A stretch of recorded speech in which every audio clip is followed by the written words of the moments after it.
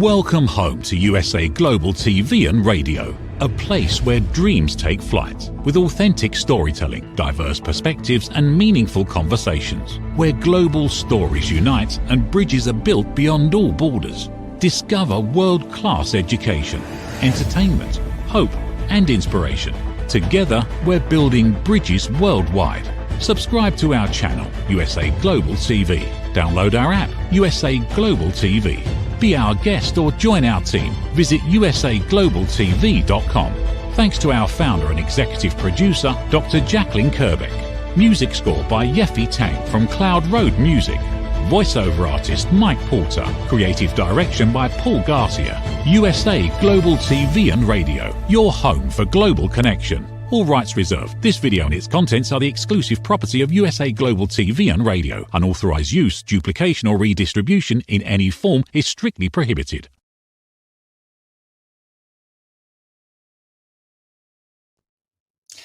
Good morning, good afternoon, good evening and welcome to USA Global TV and Radio, where today's show is Authentic Achievements, a show designed to share inspiring stories and people's lived experience to help anybody else who's facing similar challenges to have some opportunities to see how they might find a way through.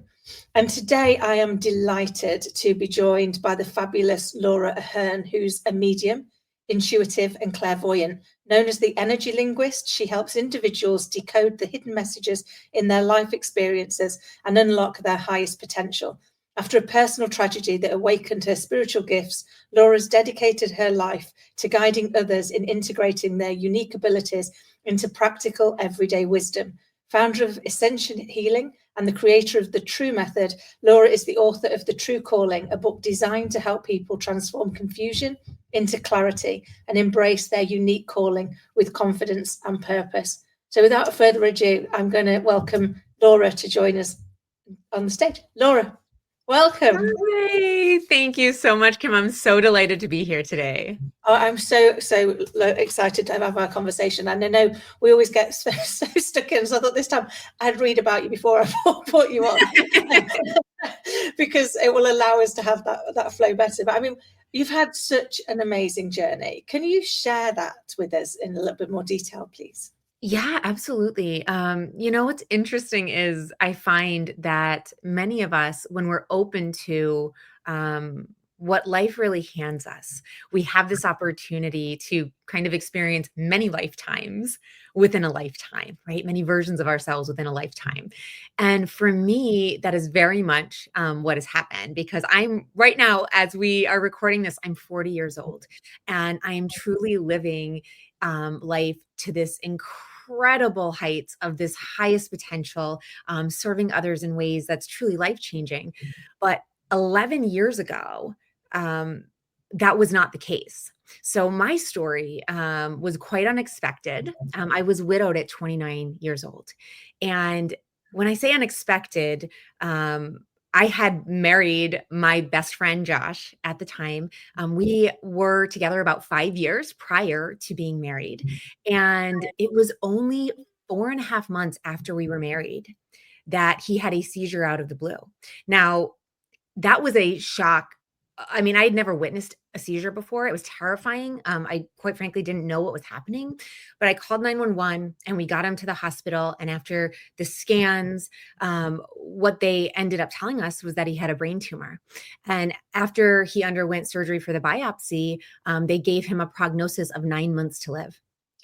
And as you can imagine, everything, all of my dreams, my best friend, my life, everything I had invested in, and everything that was a part of not just my joy, but my identity,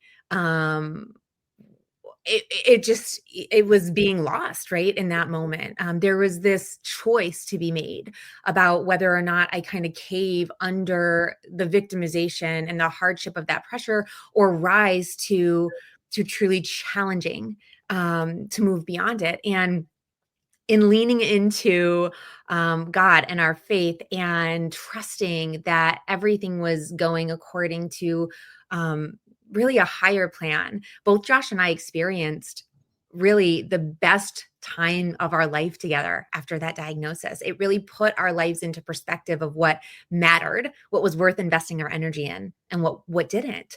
And he did live beyond the 9 months, but not much. He lived for 14 months. So I was widowed at 29 years old and left with, just devastation on all levels, if you can imagine, financial, emotional, everything in my world really seemed to portray that I was forsaken and I was worthless and that life was just going to be unbearable. And it was through a lot of different spiritual experiences that started occurring. Now, understand, at the time, I was actually in college for my psychology degree because so I do have a psychology degree. I love our neurowiring, our brains. There's this really practical way in which I understand and see our human potential. And so after Josh's passing, this opening of these spiritual gifts and these spiritual nudges, I call them nudges, but they were like kicks, really hard kicks in the butt to move forward. They started happening. And what happened, and this is the way I describe it often, is that the grief had kind of put me in such a state of shock, trying to get my bearings, right? This experience of death at such a young age, the death of someone who's so vital, so lively and humorous and just truly a force of his own, really put into perspective this concept of life and death. And I do believe it kind of numbed a lot of my intellectual resources, just that cloud and that heaviness, the denseness of grief, and who am I? What is my life really hold? And that, I do believe, allowed a lot of this innate ability that was already within me, that I do believe is within all of us because we are spiritual beings, that innate capacity to tune into this infinite intelligence and this divine information to come online. And so my journey was quite unexpected. And what I do now is kind of integrating both these aspects of my foundations in psychology with this clairvoyant gift I have of channeling divine wisdom and insight to help people who are just really seeking fulfillment in their life, those people that know there is deeper meaning to life, that they're not suffering for no reason, right? That there is a reason that they've experienced their pain or they've met their hardship and that they want to break out of that place. And I help them to really discover this success in their life, this fulfillment in their life. And I can do that actually through helping to teach them a lot of what I learned, which is how to decode our system's kind of natural wisdom, this connection we do have to this higher purpose and potential, so that they can start to not just feel whole within themselves and come into a place of healing for themselves, but start to contribute to others, to have a meaningful impact, to make a difference without self-sacrificing, without feeling like we are unworthy or that we're not enough. And so it's been a quite miraculous journey to getting where I am today with many, many layers. Well, I mean, your story, every time you tell it me, it blows me away. I can't begin to imagine what it must have felt like and what you must have gone through in losing Josh.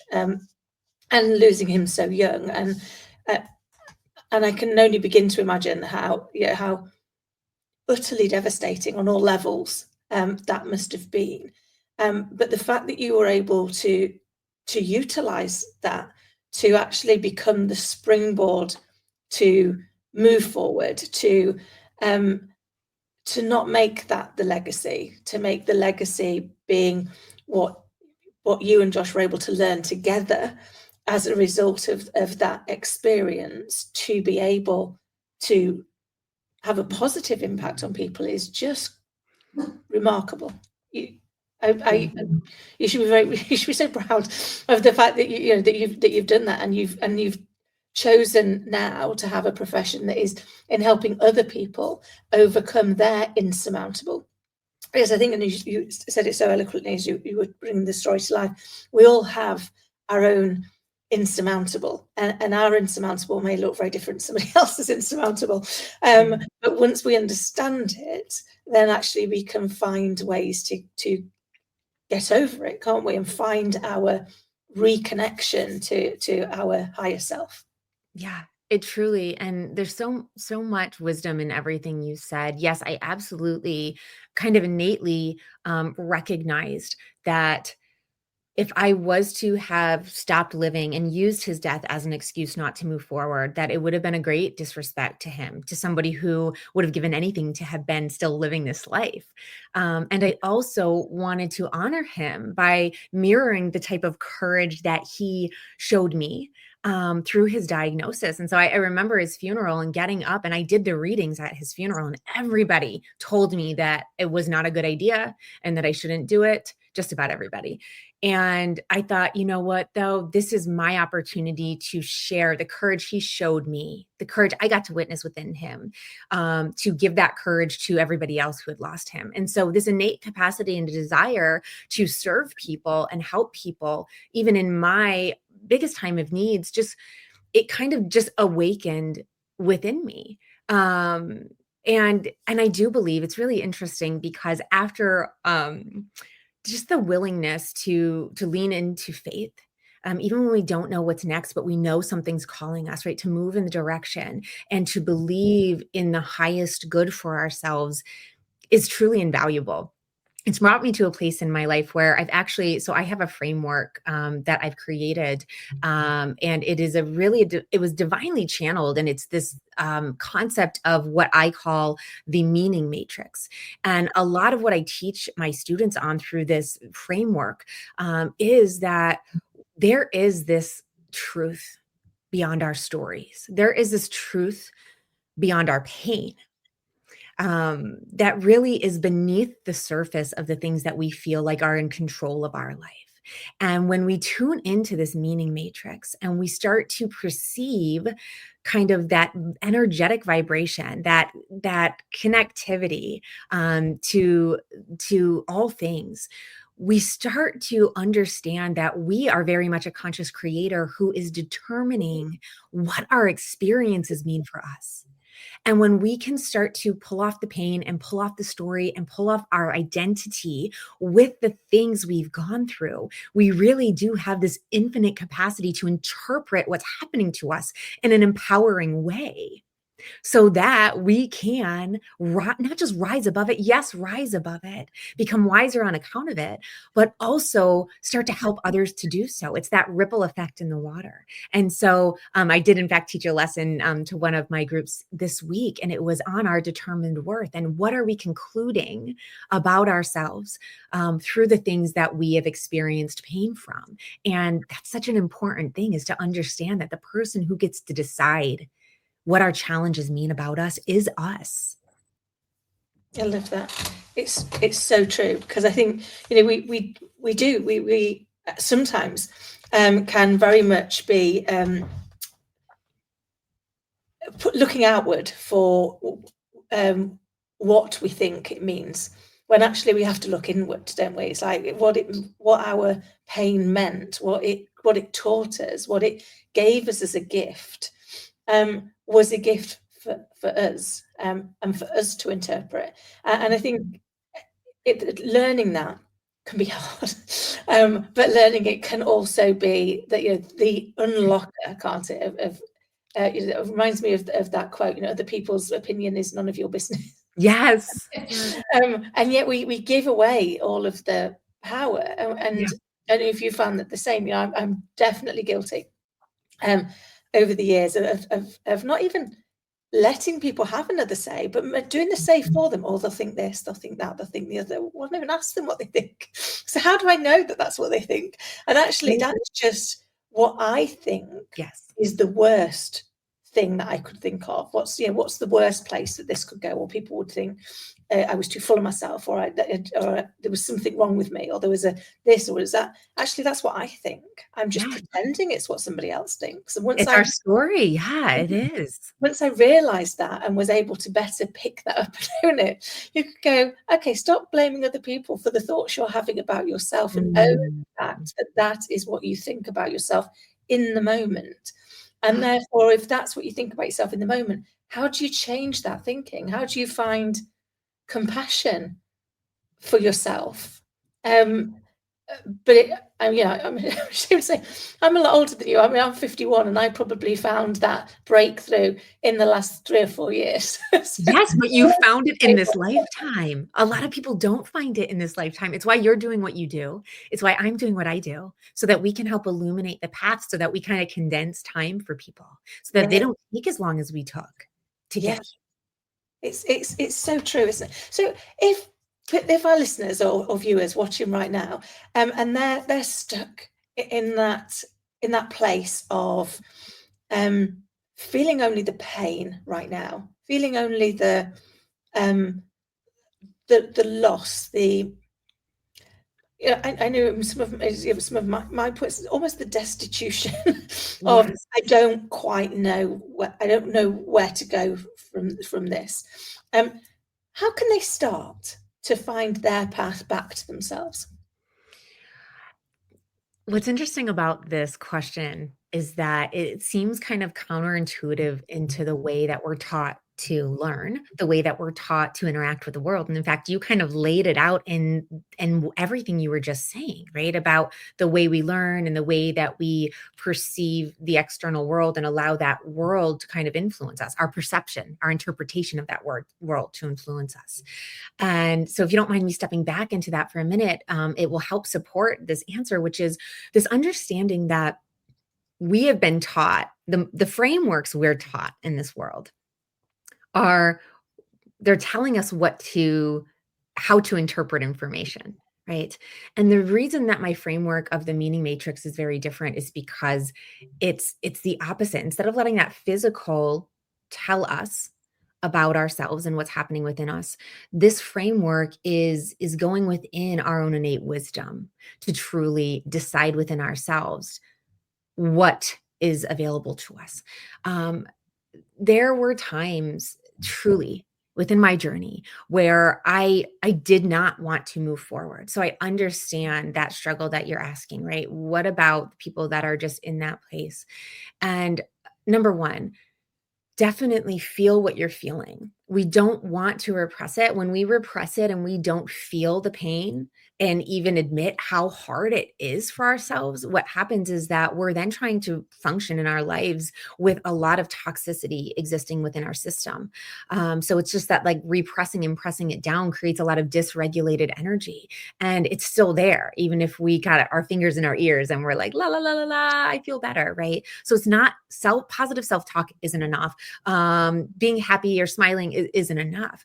It is in the actual processing and the facing and the seeing it and feeling what you feel, and then being willing to get curious about you, not about this story about why I'm forsaken, why I'm worthless, why these things made me feel this way, but truly get curious about who you are within that experience, right? Why does it hurt in the way it does? In fact, my story would seem that the hardest part was that I lost an incredible man, right? And I giggle because like he's actually not quite lost. Because of my ability to rise above and connect with this infinite intelligence. He actually called me out on something a day or two ago. I hadn't heard him this loudly in a long time, but it was almost comical, and it was him in this like pure energetic form.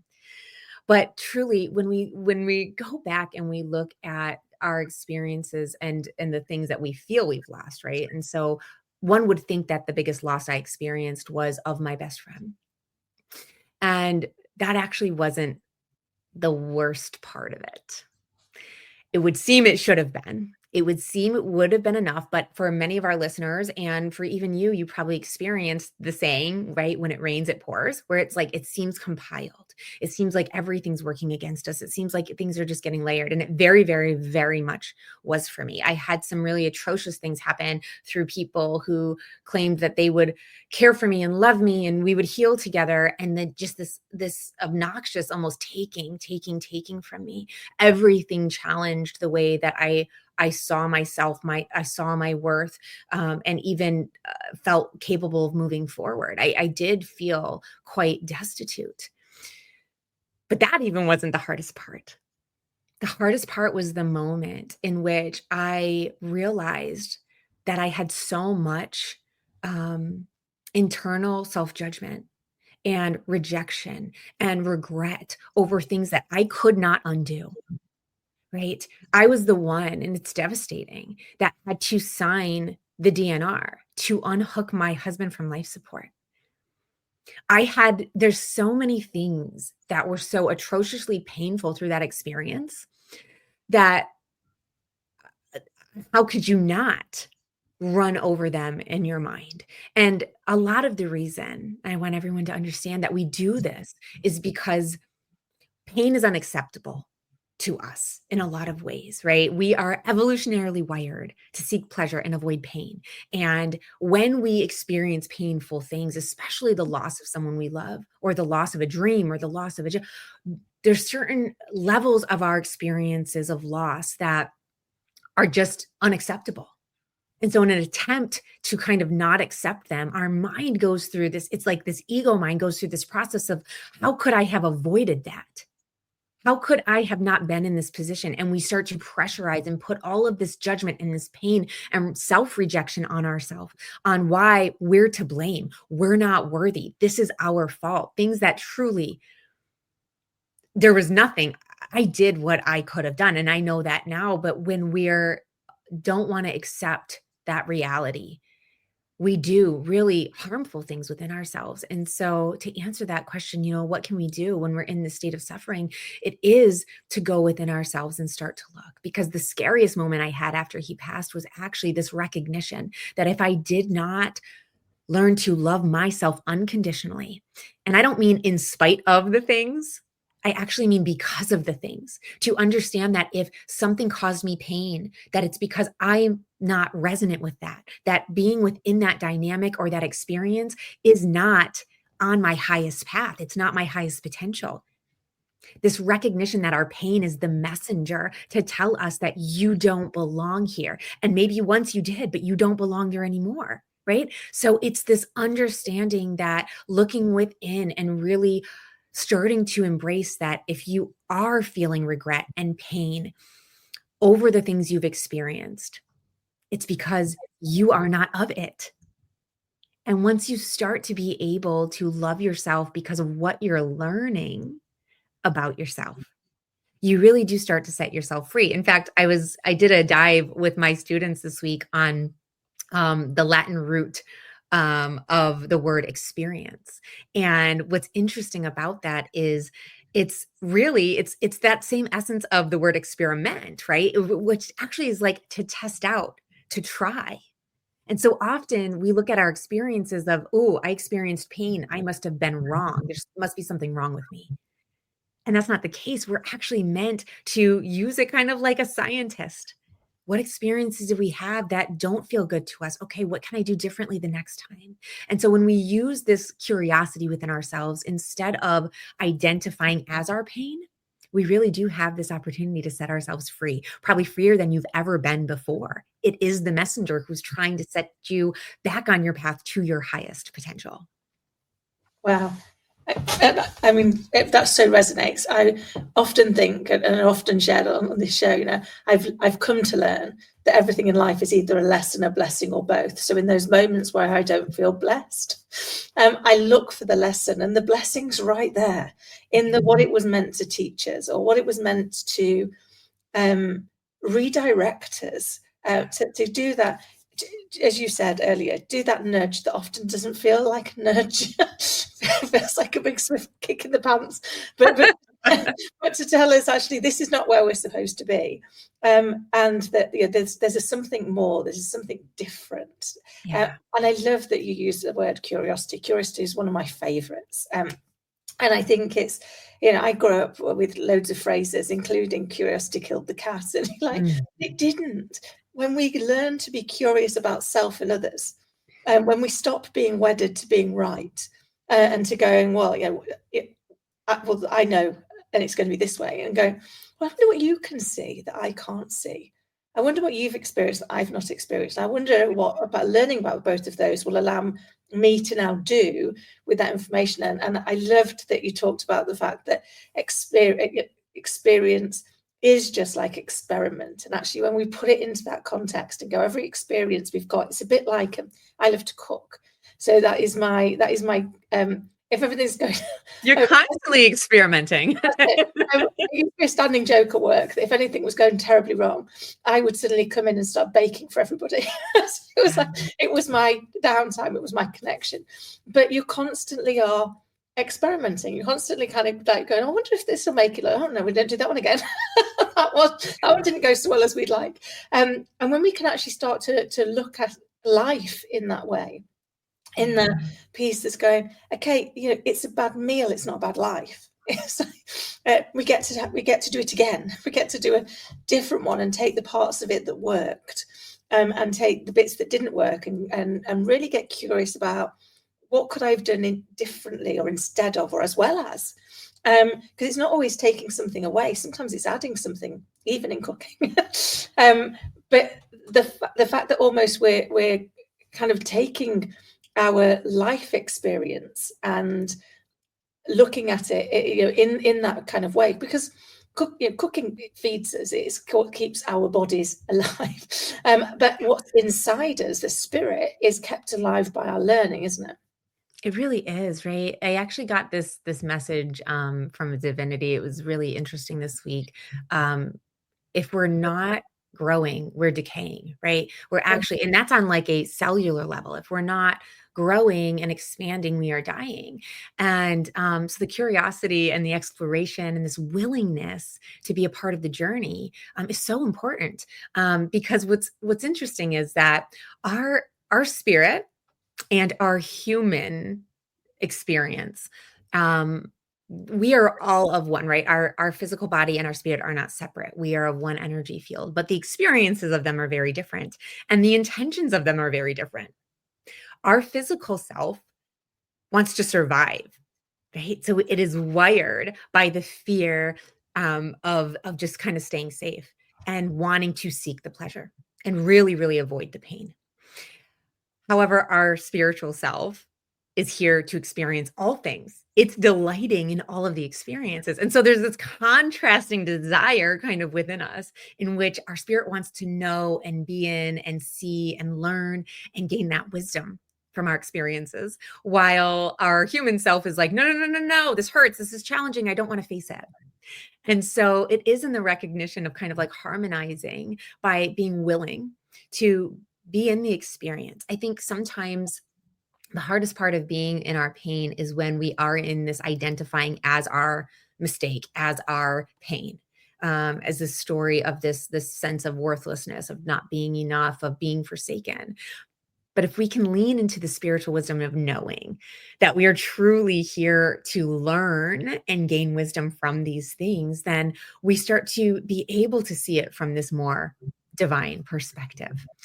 And, you know, I really, really love that you resonate with the word curiosity. I love that you use the phrase curiosity killed the cat, because this is kind of that, it's this illustration of what I just described. Because when you look at the phrase curiosity killed the cat, no, it did not, right? It actually, that phrase was meant to scare us, right? Into what it means is curiosity gets you in trouble with me, right? With society. And so what we're really comparing here is this old societal framework, this matrix that we've been plugged into, to kind of be within control and stay within parameters, versus my framework of the meaning matrix, which is this expansion of curiosity during this enlightenment period that we're in, where we're actually starting to embrace the most expansive experience of our spiritual being in this human form. And so it's interesting when you say that, because no, curiosity didn't kill the cat. Curiosity used to get you in trouble because you weren't in line with the things that we were being taught were right. Yeah. You know, we weren't being able to be controlled. Curiosity sets you free from the limits. It sets you free from those who they gave us the best they could. And we also know a lot of people who taught us were still in a great deal of suffering. They were still in survival. And it's time for us to really break out of that survival and lean into thriving. And we cannot do that by trying to leverage kind of that human existence of us alone. It has to be with the integration of this deeper wisdom, this this infinite intelligence that we all have connection to. And so I love to kind of like break that down in the way you spoke to it, because curiosity and the willingness to question, and especially question ourselves, question our feelings, right? Because we become so programmed and patterned to just automatically respond, because our bodies are incredible. They're very efficient, right? It's about efficiency. And so a lot of times we feel without even knowing why we felt. And we don't even ask ourselves. We just stay in this state of reaction. And so the curiosity is really such a key to exploring our experiences in a way that we then can be the decider of that interpreter, intentional interpreter of what they mean about us, our life, and our potential. I love that. I love the intentional element of it, because I think, for me, that's kind of one of the key parts, that is doing things with intent, like, rather than just doing things because you weren't really thinking about it. And curiosity is one of the things. My little girl and I, we've got a family motto that we created about 2.5 years ago, and that was to live a life of passionate curiosity, and to pass our thoughts, words, and deeds through the lenses of: is it kind? Is it honest? And does it add value, both to ourselves and to others? So not just outward, but inward.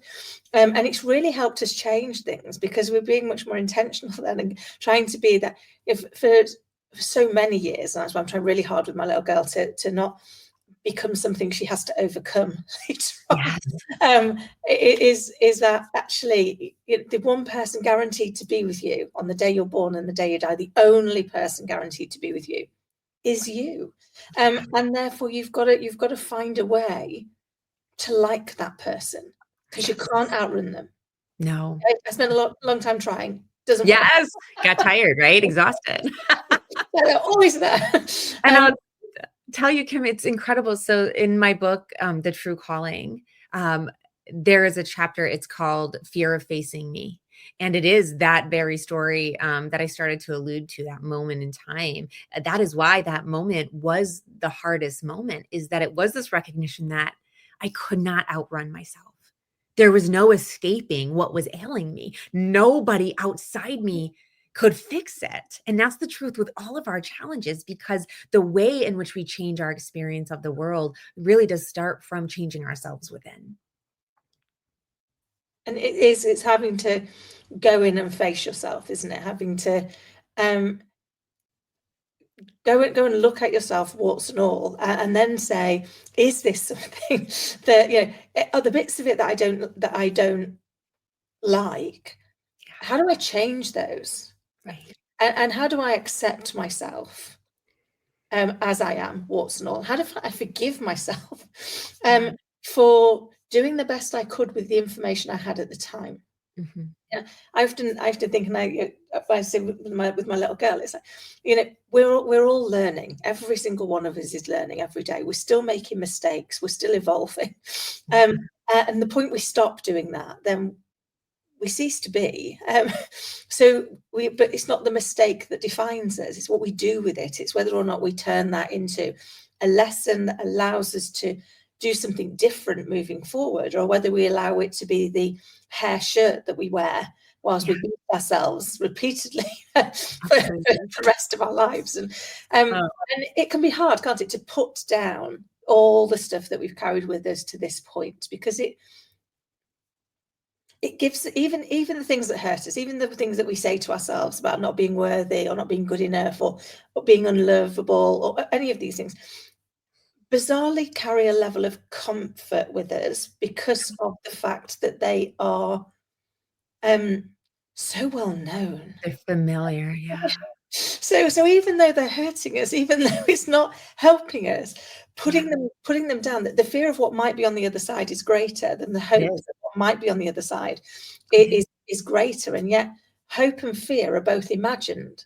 Neither one of them exists, and neither exists without the other. So you can't have a left without a right. You can't have an up without a down. So you can't have a fear unless there's also the hope that's equal and opposite is equally available. And it's then really about which one we choose to believe in, isn't it? Which one we choose to focus on. Would that be fair? Oh my God, so much so. I love how you break it down. I actually, I was saying something similar this week around if you are in this state of pain or struggle, then what we know is that joy is also available because nothing within our universe is polarized. It's only in our human experience that we seek this polarization of only wanting this happiness or this joy, and we want to just like totally reject all of this stuff. In fact, I had this very interesting thing said to me this week when someone had said, oh, X, Y, and Z happened. I think all of those mistakes, that those things should have never happened. And I thought, well, that's curious. You're assuming that life, certain outcomes of life are a mistake because we're meeting a challenge.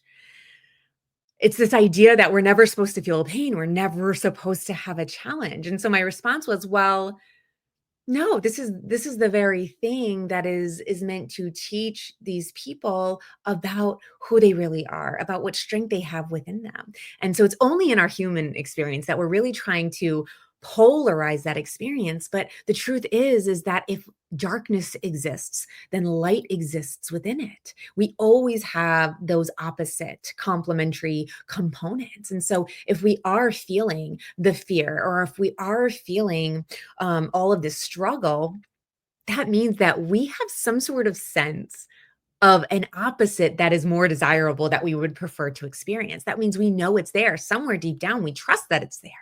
And so that difference really, in my opinion, between this fear and this hope is that fear is typically externalized. It's what we're taking in from the external world, right? And usually it's because of the things we've witnessed and absorbed within our environment. We've learned what's scary, what's risky, what to avoid. Again, human survival wiring. But hope comes from within. Hope comes from this deeper knowing that there is a power that exists within us that is so great that we can overcome all things. In fact, if it's being given to you, it's because you can handle it. Now, I got that message very clearly after I was widowed at 29. And I remember thinking, well, that's wonderful, but I don't want to deal with this, right? Like, it was like, I might be able to be strong enough, like, thanks a lot, but I don't want this. And so, of course, there's this experiencing it and really being honest with ourselves about how we feel. Don't reject what you feel. And once you feel the feelings, know that you have to be the one to rise for yourself. Nobody else can fix what's ailing you. You are the one who has this power within you to decipher the meaning, decipher the messages, to get on your path and really live within that hope, live within that conviction. And it is in that faith and in taking that next step and walking forward that we do truly discover a life that's more miraculous than we could have ever predicted. But it's only through pulling off of that known, pulling off of that fear that we can get there.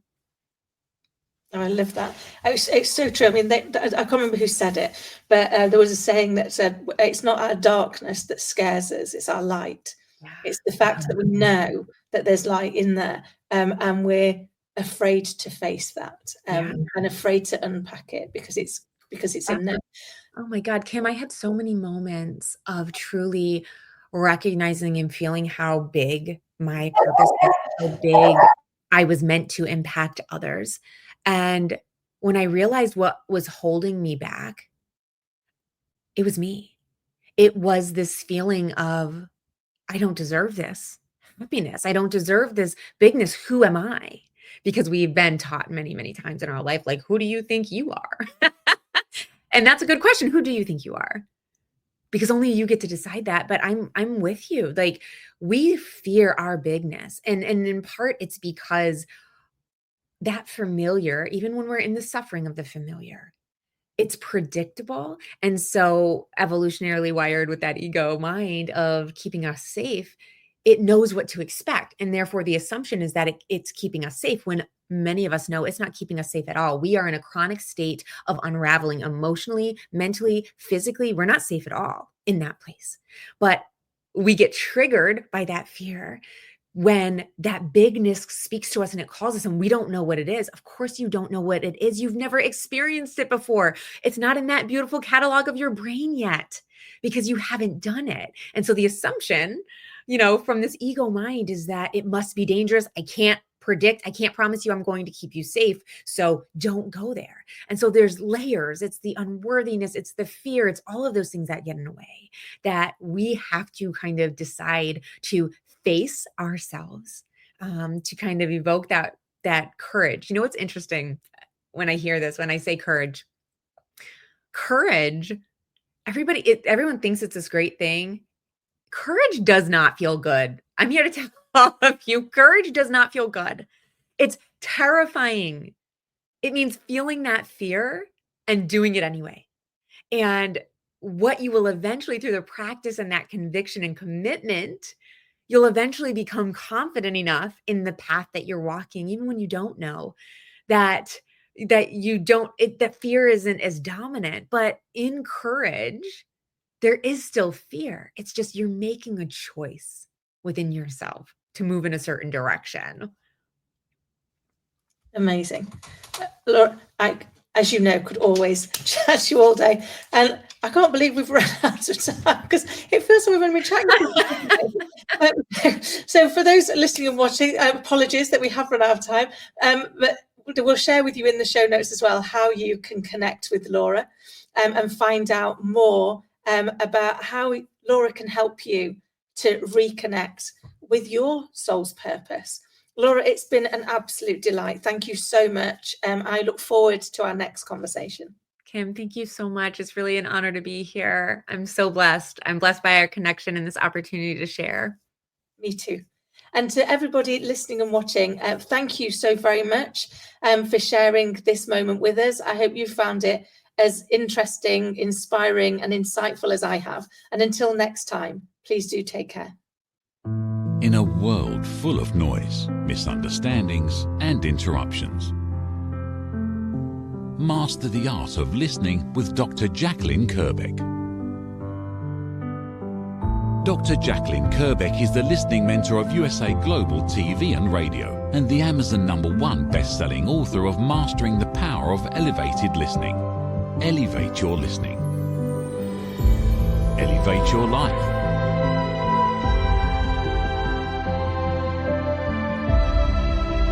Join a global learning experience in person or via Zoom. Reserve your spot today. usaglobaltv.com/book-your-session or drjacalyn.thinkific.com. Join Dr. Kerbeck's listening courses or hire her to unlock deeper connections and authentic conversations. Get ready for Talking Heads, the show where expert insights meet world-class education, entertainment, hope, and inspiration. Brought to you by USA Global TV and Radio. Meet our distinguished presenters. From the great state of Texas, longevity expert, award-winning author, publisher, and distinguished Toastmaster, Red O'Loughlin. From London, England, soul heart awakener, novelist, vocal coach, and artist, Dr. Madeline Chan. Also from England, the Harley Street stress expert, therapist, ambassador for peace, and speaker, Carolyn Heward. And from Australia, ICF PCC credentialed coach, entrepreneur, and leadership coach, Mariska Dupria. Experience their expertise, connect with their wisdom, and transform your perspective. Watch Talking Heads on the USA Global TV and Radio Network. This video and its contents are the property of USA Global TV and Radio. All rights reserved. Terms and conditions apply. Visit usaglobaltv.com for more details. Have you ever felt unheard? Like your words float into a void, leaving you invisible and disconnected? How about feeling judged, when assumptions overshadow your truth, leaving you misunderstood and defensive? And then there's that moment when someone offers solutions you never asked for, dismissing your feelings and leaving you more frustrated than before. It doesn't have to be this way. Dr. Jacalyn Kerbeck, the listening mentor, understands. She's here to help you reclaim your voice, build stronger connections, and create meaningful conversations that inspire understanding and mutual respect. Through her groundbreaking books, online and in-person courses, and interactive workshops, you'll learn how to navigate life's most challenging interactions. Discover the power of elevated listening and transform how you communicate. Master setting boundaries and asking permission to protect your peace. Learn to recognize and release judgment, fostering empathy and true connection. Dr. Kerbeck also offers personalized coaching, one-on-one or group sessions designed to fit your unique needs. Whether in person or virtually on StreamYard, her guidance will empower you to thrive. You don't have to struggle alone. The path to deeper connections and better relationships start here. Visit drjacalyn.com or usaglobaltv.com. Join a global community of empowered listeners and transform your life, one meaningful conversation at a time. Dr. Jacalyn Kerbeck is the listening mentor. Start your journey today.